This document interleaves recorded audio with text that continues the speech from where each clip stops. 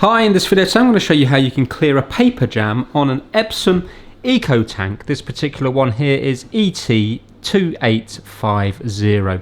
Now first of all, I just lifted it up here and I tried to pull the paper out from here, but you can see it's ripped all at the bottom.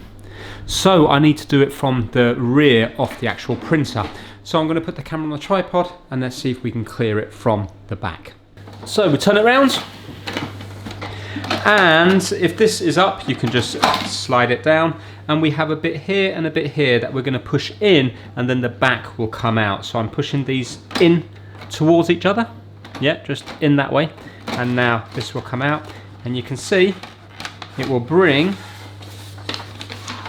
the paper with it. So I've managed to remove that one there, and this is also here as well. So let's put it back. Hopefully now the jam will be clear and it will start printing again. It came up with an error code asking me to contact Epson. Right, let's plug it back in and see if it's going to work. I just want to make sure that there's no paper stuck this side. No, it's all looking clear on this bit here, which is good. Right, let's see now if it's going to still have the same error.